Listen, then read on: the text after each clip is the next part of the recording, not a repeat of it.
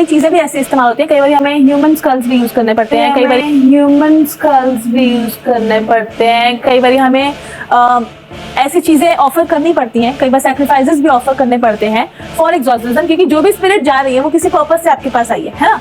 और कोई भी स्पिरिट अपने आप खाली, अगर वो बैड स्पिरिट है तो वो कुछ लिए बिना नहीं जाती, तो अगर वो कुछ लिए नहीं बिना जाती तो उसके लिए डेफिनेटली हमें कुछ ना कुछ सैक्रिफाइस, कुछ अपनी तरफ से उसको लाइक अ भेंट जिसे बोलते हैं, भेंट देना होता है। किसी की बलि देनी पड़ती है मतलब उसको भगाने के लिए? कई बार और कई बार नहीं भी। मैम आप ये 3 लड़के इंटरव्यू करते हैं बहुत सारे लोगों का, और बहुत सारे लोग इनके इंटरव्यू को सुनते हैं, और इस इंटरव्यू से बहुत सारे लोग प्रभावित हुए हैं। इनके कमेंट बॉक्स के अंदर जब आप पढ़ेंगे तो बहुत सारे लोग बोल रहे हैं हमें भी इस तांत्रिका का नंबर दो, ये कहाँ पर रहते हैं, कैसे है, क्या नहीं है। लोग सेक्रीफाइस करने के लिए तैयार हैं। क्या आज हमें सेक्रीफाइस करने की ज़रूरत है? मेरे प्रियो, बिल्कुल नहीं। पवित्र बाइबल बताती है हमें कोई भी सेक्रीफाइस नहीं करना है। हमें सेक्रीफाइस अगर करना है तो वो एक आत्मिक चीज़ है, यानी कि हमें अपनी बुराई का सेक्रीफाइस करना है परमेश्वर के आगे। अगर हमें अच्छी ज़िंदगी चाहिए, अगर हमें शांति चाहिए, शैतान से छुटकारा चाहिए, चाहे वो जिन्न है, भूत है, प्रेत है, कोई भी बड़ी शक्ति है, उसके लिए हमें माफ़ी चाहिए। एक शैतान किस तरह इंसान को छू पाता है, पहले पॉइंट ये है कि हम इस बात को सोचें, क्योंकि जब परमेश्वर ने इंसान को बनाया इसीलिए बनाया कि वो उसमें खुद वास करे और उसे कोई भी आत्मा चला ना सके।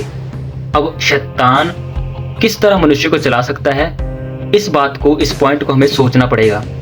क्यों? क्योंकि इंसान ने पाप किया। जब पाप की एंट्रेंस एक इंसान के अंदर होती है, उसके बाद शैतान का कब्जा इंसान के ऊपर आ जाता है। और इन्हीं के शो में एक लड़का आया था जिसने की बाइबल की बात की, जिसने सैटनिक बाइबल और पवित्र बाइबल की भी बात की, जिसमें बताया गया कि शैतान को नीचे गिरा दिया गया था धरती पर, और उसके साथ उसके एंजल्स को भी गिरा दिया गया था। शैतान परमेश्वर की क्रिएशन थी, और हवा और आदम की भी बात की गई, उस फल की भी बात की गई जो अदन की वाटिका में शैतान ने हवा को और आदम को खिला दिया था।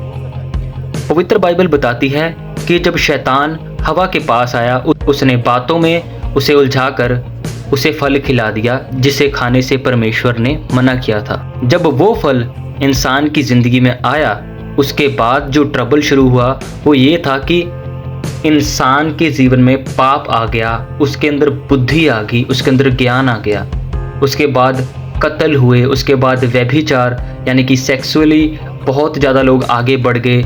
उन्हें ये नहीं पता था ये हमारी बहन है, माँ है या ये जानवर है। लोग इस तरह के पापों में फंसते चले गए, और परमेश्वर ने डिसीजन लिया कि मैं अपने पुत्र को, मैं अपने ही स्वरूप को, एक शरीर को, स्वर्ग से एक शरीर को भेजूंगा। पाप से छूटने के लिए परमेश्वर के आगे एक शुद्धता का चढ़ावा देना जरूरी था, और वो शुद्धता का चढ़ावा बने प्रभु यीशु मसीह। इसीलिए प्रभु यीशु मसीह कुंवारी में से उत्पन्न हुए, और प्रभु यीशु मसीह ने मैरिज नहीं की, प्रभु यीशु मसीह ने किसी प्रकार का पाप नहीं किया। प्रभु यीशु मसीह अपने समय के अनुसार आए, और प्रभु यीशु मसीह जब पकड़ाए जाने पे थे, प्रभु यीशु मसीह ने कहा कि मैं तुम्हारे बीच में ही था, तब तुम मुझे नहीं पकड़ पाए, परंतु आज मैं अपने आप को देता हूँ। प्रभु यीशु मसीह ने अपने आप को हमारे लिए दे दिया है, एक शुद्ध बलिदान हो चुका है। अब हमें किसी प्रकार के सैक्रिफाइस की, बलिदान देने की कोई ज़रूरत नहीं है। अगर आपकी ज़िंदगी में जादू टोना, भूत प्रेत, जिन, भूत पिचास कुछ भी है, आपको ज़रूरत है परमेश्वर पर भरोसा करने की, और आपको ज़रूरत है अपने मन का चिराग जलाने की। कोई बाहर चिराग जोत जलाने की आपको ज़रूरत नहीं है, आपको आपके मन की ज्योति जलाना जरूरी है। मेरे प्रियो, पवित्र बाइबल बताती है कि परमेश्वर ने जगत से ऐसा प्रेम किया, उसने अपना एकलौता पुत्र दे दिया कि जो कोई उस पर विश्वास करे वह नाश ना हो बल्कि सदीपिक जीवन पाए, यानी कि स्वर्ग में जीवन पाए। आज हमें अपने गुनाह पापों से क्षमा मांगने की ज़रूरत है, और हमें विश्वास करने की ज़रूरत है कि प्रभु यीशु मसीह हमारे लिए मारे गए, गाड़े गए और तीसरे दिन मुर्दों में से जी उठे।